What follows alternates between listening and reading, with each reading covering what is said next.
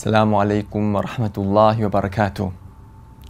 네, 저번 시간에 이어서 이번 시간에는 왜 예수에 관해서 기독교의 입장과 이슬람의 입장이 다른지 꾸란과 그리고 성경의 비교를 통해서 알아보도록 하겠습니다. 저번 시간에는 이사에 관해서, 즉 예수에 관해서 이슬람의 관점에 대해서 살펴봤는데요. 자, 이사에 관한 정보는, 즉 예수에 관한 정보는 꾸란과 하디스에 기재되어 있는 그 내용을 토대로 합니다. 자, 그러면 꾸란이라는 것은 무엇일까요? 이슬람에서 믿는 꾸란은 하나님의 마지막 계시로서 가브리엘 천사를 통해서 무함마드에게 전달된, 계시된 하나님의 마지막 성서를 뜻합니다. 자, 꾸란의 그 전승 과정 그리고 기록 과정과 성경의 기록 과정을 비교해 봄으로써 그 두 성서의 차이점에 대해서 잠시 알아보고자 합니다. 꾸란은 계시된 즉시 암기되고 기록되었습니다. 그래서 무함마드에게 계시된 하나님의 말씀 꾸란은 무함마드 그분께서 직접 암기를 하셨고, 그 계시될 당시 주위에 있던 교우들이 직접 암기를 하셨고 받아 적었습니다. 자, 우리 이슬람 공동체가 다른 공동체와는 다른 독특한 점이 있다면은, 이 이슬람 공동체는 암기가 의무화된 공동체입니다. 그 이전에 하나님의 종교가 내려졌던 공동체는 암기가 의무화된 적이 한 번도 없습니다. 그렇기 때문에 지금 우리가 보는 이런 이슬람적인 독특한 암기 문화는 발견되지 않는 것이죠. 그래서 이슬람에서는 꾸란이 내려질 때마다, 계시될 때마다 무함마드 그분과 그리고 교우들이 그것을 암기하고, 그리고 교우들은 그것을 기록했다고 그렇게 역사가 전해져 내려오고요. 그리고 그렇게 암기된 꾸란은 하루 5번 예배를 통해서 항상 암기가 되고 전승이 됐습니다. 그리고 이제 매 라마단이라는 그 이슬람령 9월로 단식이 의무화된 그런 한 달 동안은 꾸란 정권이 예배를 통해서 사람들 앞에서 낭송되고 있습니다. 그리고 이 꾸란은 이제 23년 동안 단계적으로 계시가 되었고, 무함마드께서 돌아가시기 2년 전 그때 라마단은 무함마드께서 직접 꾸란을 가브리엘 천사 앞에서 낭송을 하셨고, 그 가브리엘 천사는 꾸란을 이제 무함마드의 마음속에 전달했던 그분은 무함마드의 그런 낭송이 정확한지 체크를 했죠. 그리고 나서 이제 꾸란의 계시가 완성되고 나서 아부바크르라는 분이 무함마드의 뒤를 이어서 제1대 컬리파, 즉 계승자가 됩니다. 그때 당시 아부바크르가 계승자가 됐을 때 많은 배교자들이 발생을 했고, 그래서 배교자들과의 전쟁을 벌임으로써 많은 하피즈, 즉 꾸란을 정권을 암기하던 분들이 사망을 하게 됐습니다.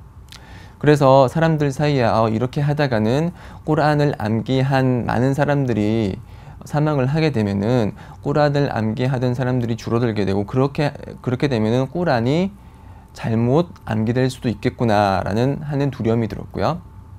그래서 아부바크르는 꾸란을 한 권의 책으로 집대성하기로 했습니다. 그래서 꾸란이 한 권으로 집대성됐고요. 그때가 무함마드 사후 2년이 채 안 됐을 때입니다.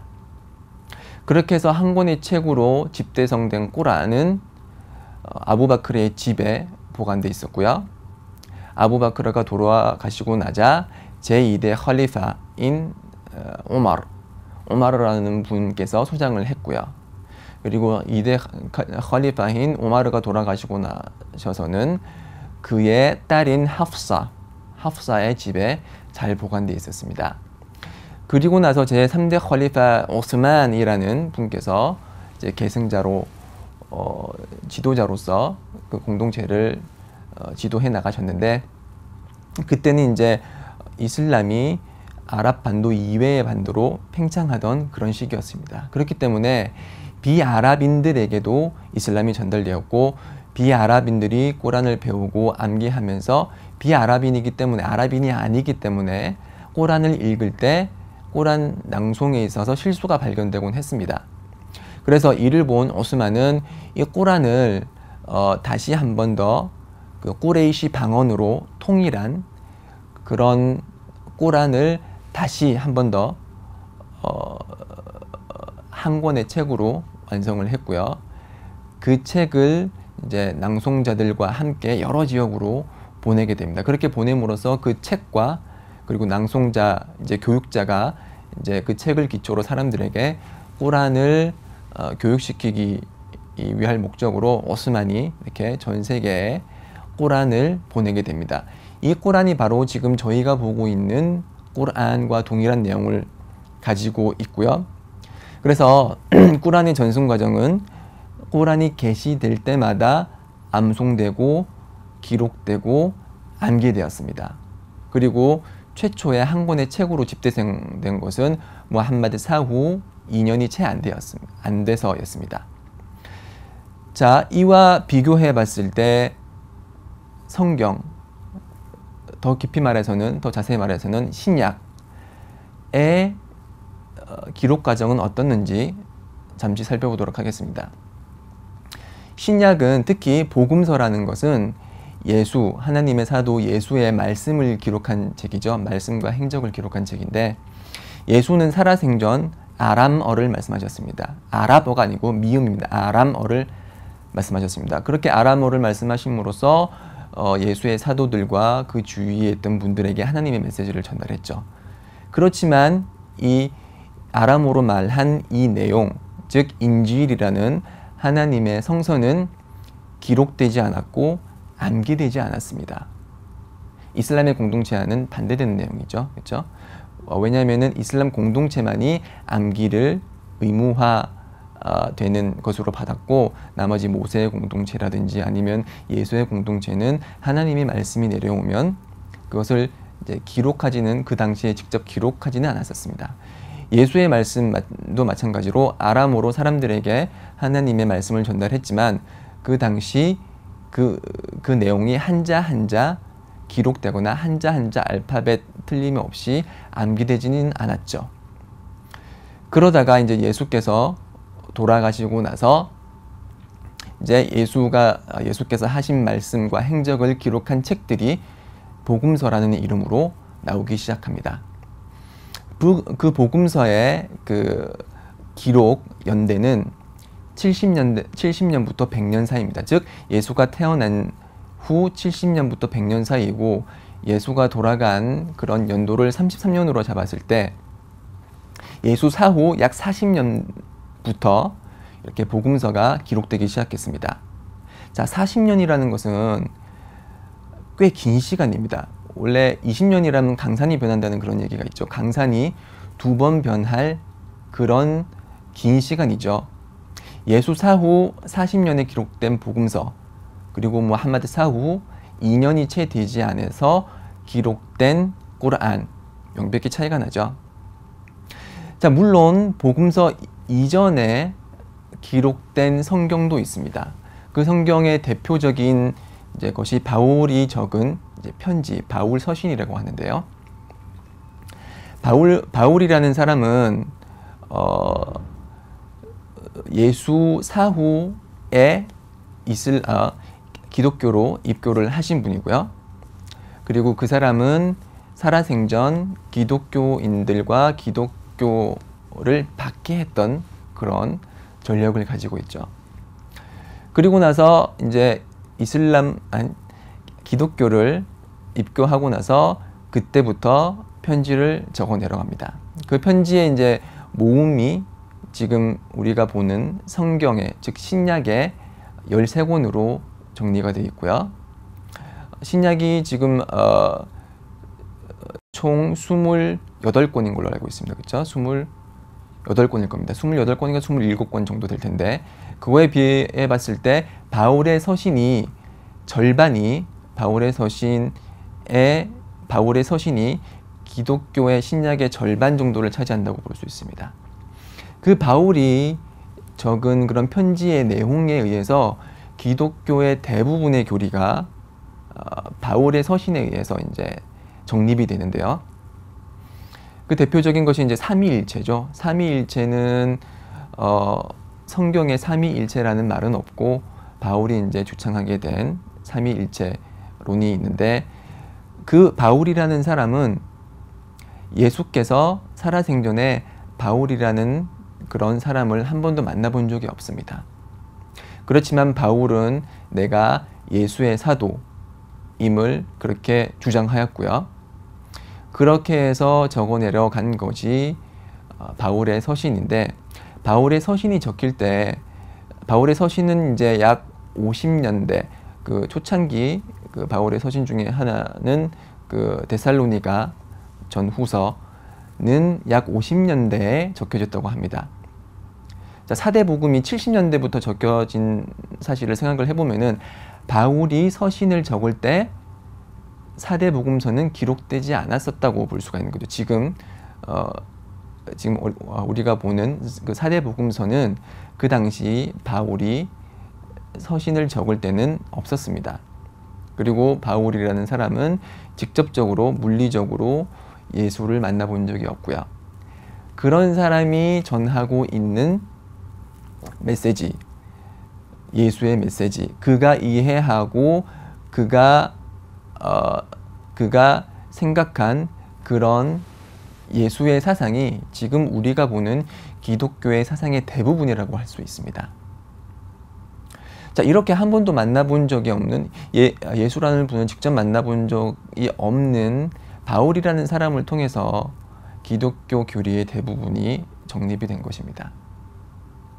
이렇게 비교를 해봤을 때 꾸란이라는 것은 무함마드 사후 2년이 채 되지 않아서 다 기록이 완성됐고 한 권의 책으로 집대성됐지만 바울이라는 기독교의 아주 핵심적인 교리를 제시하는 그 바울이라는 사람은 예수 사후 약 20년 때부터 이제 성경을 기록을 해나갔고 약 20년이라는 세월, 강산이 한번 변했죠, 그렇죠?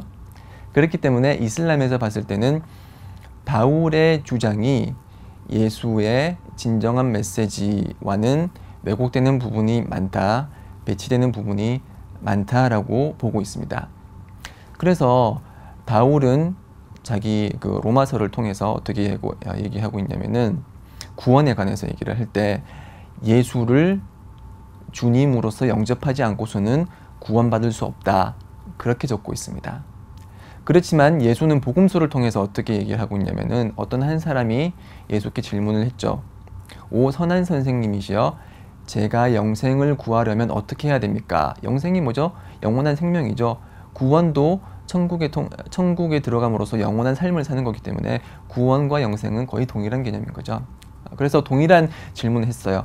영생을 받으려면 어떻게 해야 됩니까? 라고 했을 때 예수께서 대답하시기를 왜 나를 선하다고 하느냐? 선한 분은 오직 하나님 한 분이시다. 그리고 영생을 얻으려면은 계율을 지켜라, 이렇게 말했습니다. 자, 동일한 주제에 대해서 어떻게 하면 영생을 얻고 어떻게 하면 구원을 얻느냐라는 동일한 질문에 대해서 바울은 예수를 주로 영접하라 라고 했고 예수는 계율을 지키라고 했습니다. 그것과 더불어 이제 바울의 답과 예수의 답이 지금 상충되는 부분이죠. 이것이 첫 번째 포인트고, 두 번째 포인트는 예수께서 답을 할 때 뭐라고 그랬죠? 오 선한 선생님이시여 라고 질문을 했을 때 예수가 답하시길 왜 나를 선하다고 하느냐? 선한 분은 하나님 한 분밖에 없다. 즉 하나님이 가지고 있는 선한 속성을 나의 속성으로 간주하지 말라. 선하다는 속성은 하나님 한 분의 속성이지 나의 속성은 아니다. 이렇게 대답하셨어요. 그 얘기는 뭐냐면은 바울이 얘기하고 있는 삼위일체와는 반대되는 그런 얘기를 하고 있는 것이에요. 삼위일체가 뭐죠? 세 개의 위격을 가진 하나의 본체라는 거죠. 만약에 하나의 본체라면 속성도 같아야 됩니다. 그렇지만 예수께서는 선한 속성은 하나님에게만 있는 것이고 나에게는 선한 속성을 부여하지 말라라고 했습니다. 자, 이처럼 바울의 이해는 예수의 말씀과 배치되는 부분들이 많이 발견됩니다. 그렇기 때문에 바울을 통한 예수의 메시지의 이해는 진정한 예수가 전한 메시지를 대변하고 있지 않다라고 보는 것이 이슬람 입장입니다.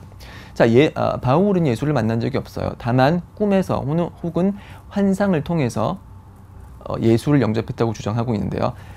바울의 이 같은 주장이 만약에 법원에 갔다. 그러면 법원에서 바울의 말을 인정할 수 있을까요? 자, 증언으로서 증언을 채택하기 위해서 증인의 말을 들어야 되는데 그 어떤 증인이 내가 아무개가 이렇게 한 말을 꿈에서 봤다. 이렇게 하면 법원의 판사가 그의 증언을 받아들일까요? 받아들이지 않습니다. 자, 그 어떤 사실에 대한 증언을 할 때 그 증언을 하는 사람의 인격도 상당히 중요하죠. 자, 무함마드라는 분께서 계시를 받았다고 사람들에게 얘기를 했습니다.